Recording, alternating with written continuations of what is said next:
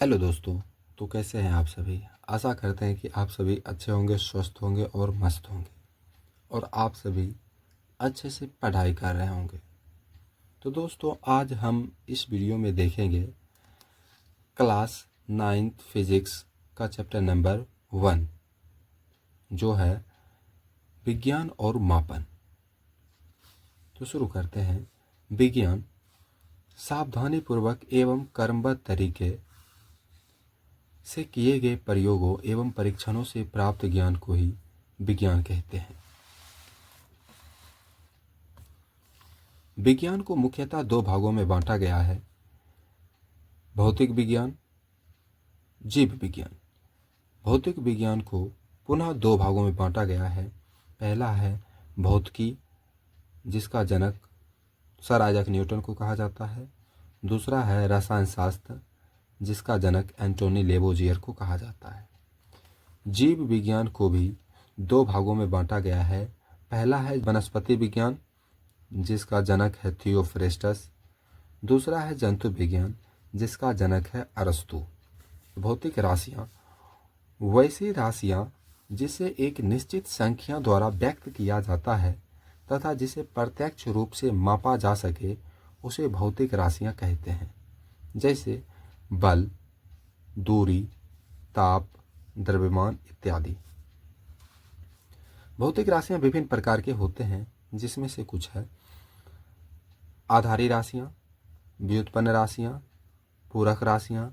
पूरक राशियों के अंतर्गत आ जाते हैं समतल कोण और घन कोण। तो भौतिक राशियों के प्रकार। भौतिक राशियाँ मुख्यतः दो प्रकार के होते हैं। पहला है आधारी राशियाँ, फंडामेंटल क्वांटिटीज। ऐसी भौतिक राशियाँ जो स्वतंत्र हो उसे आधारी राशियाँ कहते हैं। आधारी राशियाँ किसी भी अन्य राशियों पर निर्भर नहीं करती है, जैसे लंबाई, द्रव्यमान, समय इत्यादि। आधारी राशियों की संख्या 7 है। पहला लंबाई, जिसका मात्रक मीटर होता है। द्रव्यमान, जिसका मात्रक किलोग्राम। समय का मात्रक सेकेंड। विद्युत धारा का मात्रक एम्पियर। तापमान का मात्रक केल्विन। ज्योति तीव्रता का मात्रक कैंडेला तथा पदार्थ की मात्रा का मात्रक होता है मोल। व्युत्पन्न राशियाँ, तो ऐसी राशियाँ या ऐसी भौतिक राशियाँ जो स्वतंत्र नहीं हो तथा जिसे आधारी राशियों की सहायता से प्राप्त की जाती है, उसे व्युत्पन्न राशियाँ कहते हैं। एग्जाम्पल क्षेत्रफल, आयतन, बल, कार्य इत्यादि। नोट देखते हैं दोस्त। समतल कोण का एसआई मात्रक रेडियन होता है, जबकि घन कोण का एसआई मात्रक स्टेरेडियन होता है। अब देखते हैं मात्रक। किसी भी भौतिक राशियों को मापने के लिए एक मानक माप का आवश्यकता होती है, जिसे मात्रक कहते हैं। मात्रक दो प्रकार के होते हैं। मात्रक के प्रकार है आधारी मात्रक और दूसरा है व्युत्पन्न मात्रक। तो आधारी मात्रक, आधारी राशियों के मात्रक को आधारी मात्रक कहते हैं।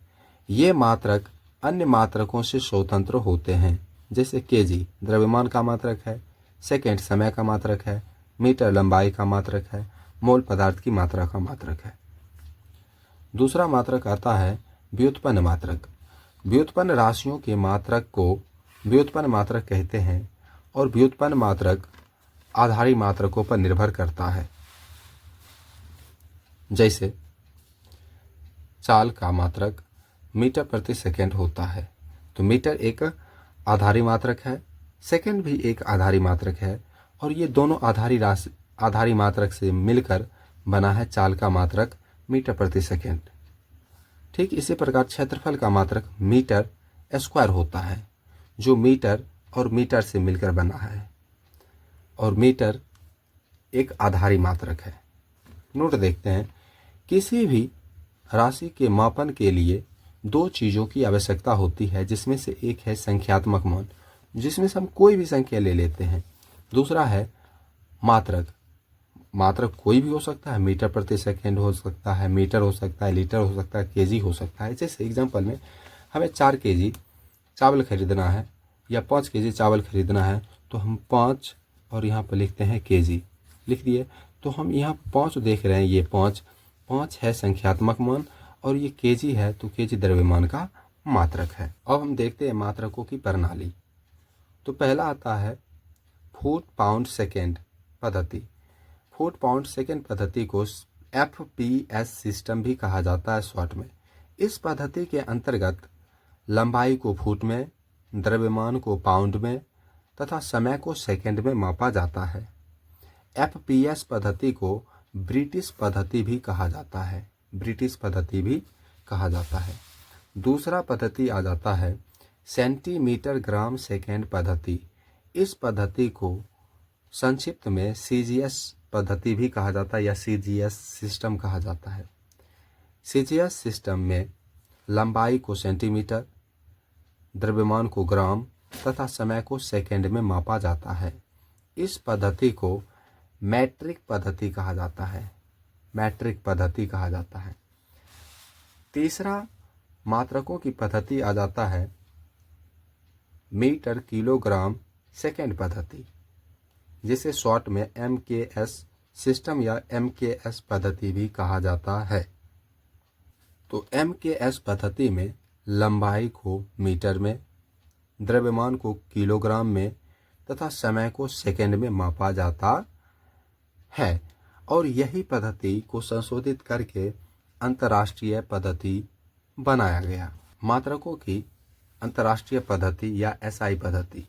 तो अक्टूबर 1970 में पेरिस में 14वीं माप तौल के महासम्मेलन में मात्रकों की एक नई पद्धति अपनाई गई, जिसे अंतर्राष्ट्रीय पद्धति या SI पद्धति के नाम से जाना जाता है। SI पद्धति का पूरा नाम होता है इंटरनेशनल सिस्टम ऑफ यूनिट्स। 7वां आधारी मात्रक मोल को 1970 में ही जोड़ा गया। अब देखते हैं प्रकाश वर्ष, लाइट ईयर क्या होता है। तो प्रकाश द्वारा निर्वात में एक वर्ष में तय की गई दूरी को ही प्रकाश वर्ष कहते हैं।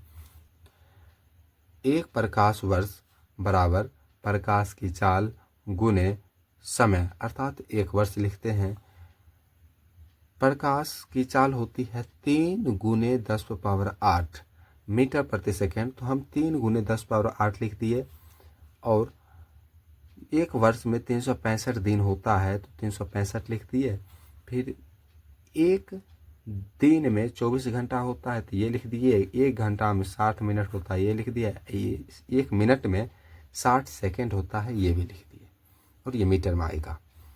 तो फिर गुना किए, इस शब्द को सॉल्व किए, तो हमारा एक प्रकाश वर्ष बराबर लगभग 9.461 × 10⁻15 मीटर आता है। और ये बहुत इम्पोर्टेंट है। आगे देखते हैं पारसेक।